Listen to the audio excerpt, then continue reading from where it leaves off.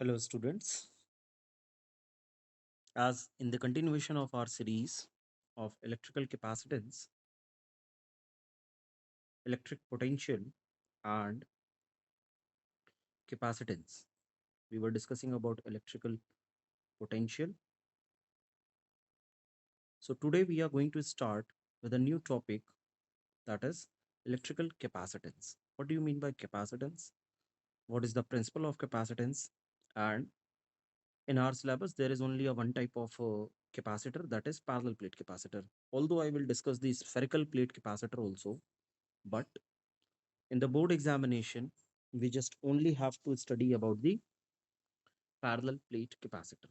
So, hi students, I'm your physics teacher Mukud Manas, and we were discussing chapter number 2 as per the NCRT. It is chapter number 2, electric potential, potential difference, and capacitance. So, till now we have studied about the behavior of conductor in an electric field. This all we have discussed. What are the charges? So I'm just moving to the next topic, that is electrical capacitance. What does the capacitance means, or what does uh, capacity means? Capacity. What do you mean by capacity? Capacity of anything denotes you that the ability to hold, the ability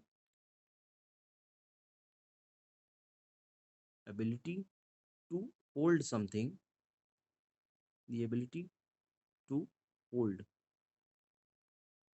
That means कि अगर आपके पास कोई container है, if suppose this is your container, तो आप इसमें कितना water add कर सकते हैं।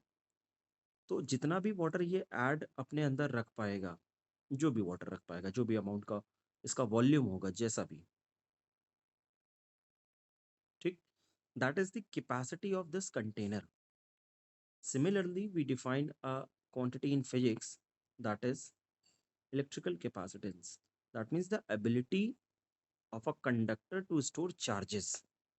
It is the ability, nothing else. किसी भी बॉडी में वो प्रॉपर्टी कि वो अपने अंदर कितने चार्ज को स्टोर कर सकता है. Suppose this is a conductor whose dimensions are this one, and it has a ability of holding 10 coulomb of charges. तो इसकी कैपेसिटेंस क्या हुई? 10 कूलम. पर ये इतना आसान नहीं है जितना आसान अभी मैं बोल के आपको बता रहा हूँ. 1 कूलम आपका charge is such a quantity, जो आपने चैप्टर 1 में नंबर ऑफ इलेक्ट्रॉन्स निकाले थे, 6.25 10 टू द पावर कुछ करके आया था, 10 टू द पावर 16 ऐसा. तो ये 1 कूलम के चार्ज को होल्ड कर रहा था. एक्चुअली ये 1 कूलम कभी होल्ड नहीं कर पाएगा. होल्ड करेगा भी तो वो बहुत ज़्यादा कैपेसिटेंस उसकी हम कह सकते हैं. पर कैपेसिटी चूंकि इसका ओल्ड नेम है, today we are dealing with the capacitance, इसका new name. So what does it mean and how do we gonna store charges? As we know that we have to store the charges, and charges half को store करने के लिए आपको एक work done करना पड़ेगा. Work done against the electric field. किसकी electric field? Electric field. ये इलेक्ट्रिक फील्ड किसकी होगी? Suppose there is a charge of this much and it is a positive charge. तो ये एक फील्ड आउटसाइड की तरफ निकालेगा कि नहीं निकालेगा? ऐसे पॉजिटिव चार्ज से अवे इसकी फील्ड होती है. ये सारी, these are all its field. तो आपको ऐसे ही कंडक्टर बना के उसमें आपको ढेर सारे चार्ज जब स्टोर कराने हैं, तो सारे चार्ज, जैसे ये एम्प्टी स्पेस है, सपोज मैं पहले बोर्ड को क्लियर कर देता हूँ, इसके बाद बात करता हूँ. Suppose this is a conductor and you have to store a charge. Charge आपके पास कहाँ है? चार्ज आपके पास इन्फानाइट पर है. ठीक. अभी आप इस चार्ज को लेके आ रहे हैं, इसके अंदर कुछ भी नहीं था, तो ये एक चार्ज यहाँ पे आपने स्टोर कर दिया Q1. इसके बाद क्या फिनोमेना हो रहा है? अभी आपको इसके अंदर और चार्जेस लेके आना है. दैट मीन्स आप दूसरा चार्ज भी लेके आ रहे हैं, पर अब रिपल्शन होना शुरू होगा, बिकॉज ये भी पॉजिटिव चार्ज था और इस पर आप दूसरा पॉजिटिव चार्ज लेके आ रहे हैं और स्टोर करना चाह रहे हैं। दैट मीन्स इस चार्ज की जो भी फील्ड होगी, इस फील्ड के अगेंस्ट आपको एक वर्क डन करना पड़ेगा, इसकी फील्ड आउटवर्ड होगी। ठीक बात है। हमने कूलम्स लॉ में जाना कि when two charges are separated by a distance, they attract और they repel depending upon the nature of the charges. तो इस चार्ज को यहाँ पर लाके दोबारा स्टोर कराना अपने आप में एक दिक्कत की बात है। बात यहाँ पर खत्म नहीं थी, आपको एक और चार्ज लेके आना होगा, फिर आप एक और चार्ज लेके आएंगे, ऐसे करते करते आप ढेर सारे चार्जेस को जब ला के इसके अंदर एक पर्टिकुलर रीजन में जब आप इस चार्ज को यहाँ पर बाउंड करेंगे ना, वहाँ पर प्रॉब्लम आएगी। और ये जो रिपल्शन एक दूसरे के बीच में होगा, क्योंकि ये प्लस क्यू चार्ज है, ये भी प्लस क्यू चार्ज है, इन दोनों के बीच में जो रिपल्शन होगा, उस रिपल्शन वाली फोर्स को ओवरकम करने के लिए आपको एक वर्क डन करना पड़ेगा अगेंस्ट द इलेक्ट्रिक फील्ड। और ये वर्क डन आप कैसे करेंगे? In terms of providing the potential difference by connecting cell या battery. Don't forget that we are studying electrostatics. That means charge is always at rest.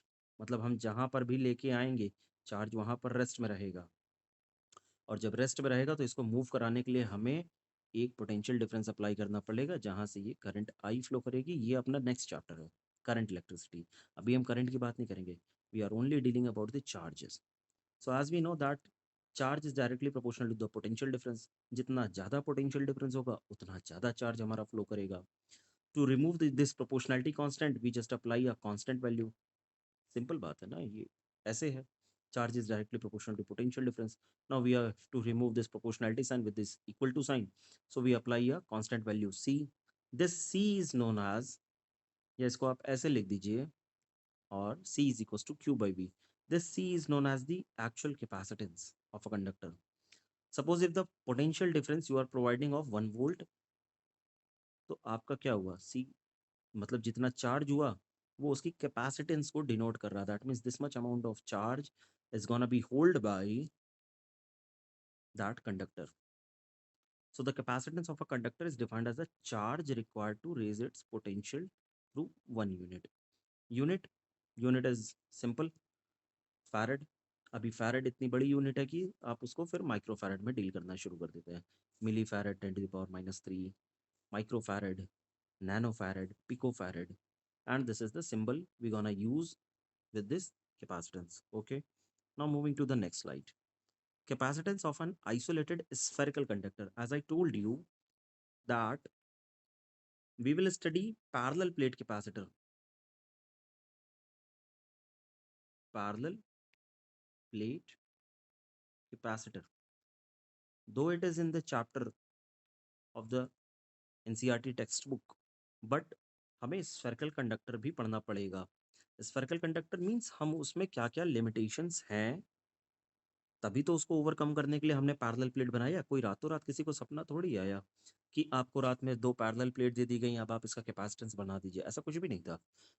पहले हमें एक capacitance capacitor हमने बनाया स्फेरिकल शेप का, दिस मच ऑफ शेप। अभी इस shape की या स्फेरिकल कंडक्टर की क्या दिक्कत थी? एक तो इसका साइज जो है बल्की हो जाता है, आपको कैपेसिटेंस इसका बढ़ाना होगा, दैट मीन्स आपको साइज इसका लगातार इंक्रीज करना पड़ेगा, बल्कि। और limited number of charges can be stored, limited number of charges can be stored. आपके चार्जेस की क्वांटिटी बहुत लिमिटेड है इसमें, देखते हैं इसको। लेकिन एक चीज मैं आपको बताऊं, जो आपके फॉर्मूले यहाँ पे पोटेंशियल एनर्जी के आएंगे, या जो भी आपके एनर्जी के फॉर्मूले होंगे, that same formula will be used in the parallel plate capacitor also. I think I have discuss this. So let the charge q which is at the center, अब ये सेंटर पे है, which is assume to be concentrated at the centre, so the potential will be C is equals to Q by V होता है। Now we have to find the voltage, so V is equals to Q by C, और C की value आपने रख दी, तो C is equals to 4 pi epsilon naught R आ गया आपका।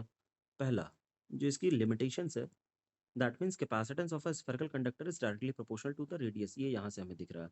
that C is directly proportional to the radius.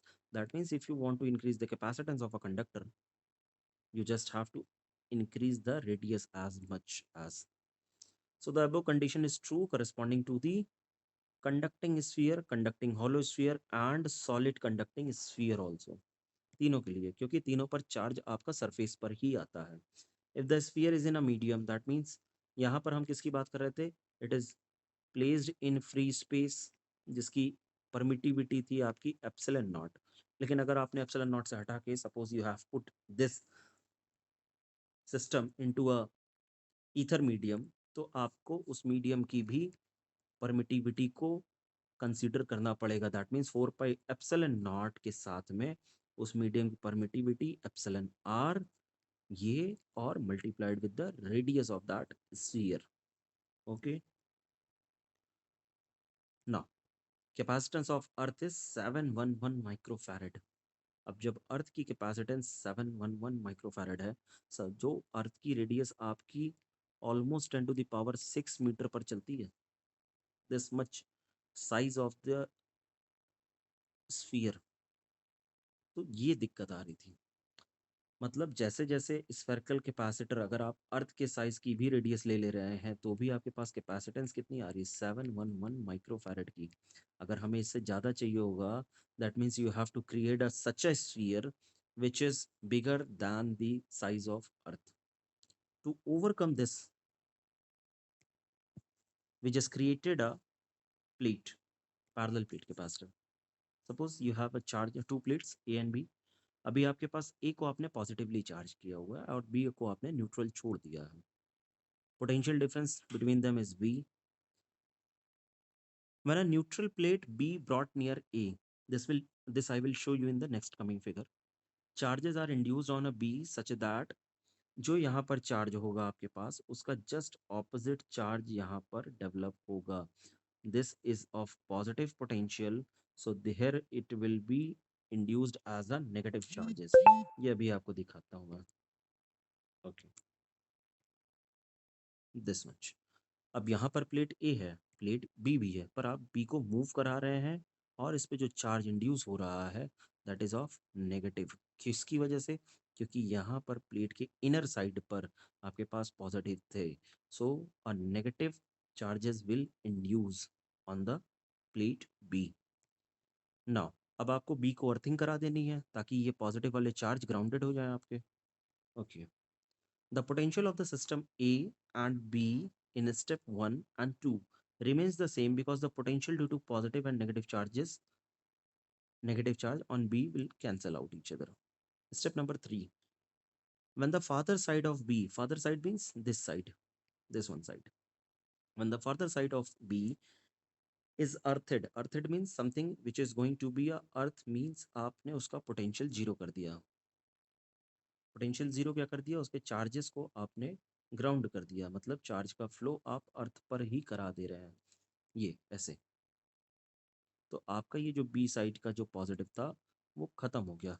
That means potential decreases to V. आपने potential लगाया था पहले, उसके बाद आपका पोटेंशियल का डिफरेंस हो गया. दैट मीन्स ए आपका कुछ ज़्यादा पोटेंशियल के साथ है और बी आपका कुछ कम पोटेंशियल के साथ है. अब पोटेंशियल डिफरेंस मेंटेन हो गया है. Now the potential difference is maintained, so the net potential of the system decreases. This is the important line. Due to the sum of the positive potential on A and negative potential on B. To increase the potential to the same value as was in step 2, यहाँ पर जितना potential था, अगर हमें same value यहाँ इस condition से वापस हमें step 2 पर जितनी potential थी वो लाना होगा. So the additional amount of charges can be given to plate A so that the potential can be maintained as it was earlier. This means the capacity of storing charge BA increases. इसका मतलब ये हुआ, आपको potential difference maintain करना है इस plate पर, तो आपको कहीं ना कहीं से तो चार्जेस को मूव कराने पड़ेंगे. जब आप चार्जेस को मूव कराएंगे दैट मीन्स इसकी एक एबिलिटी डेवलप हो गई है ताकि ये चार्ज को स्टोर करके रख सके अपने अंदर. So the system formed is called capacitor. अभी आपने दो प्लेट का यूज किया है, that's why it is called as parallel plate capacitor. So I think this principle you have to study it from book, read it very carefully. If you have any doubt, then please contact me. Till then, thank you and Jai Hind. And in the coming next video, I'm going to talk about the some formulas of parallel plate capacitors and the type by which they can be joined. Thank you and Jai Hind.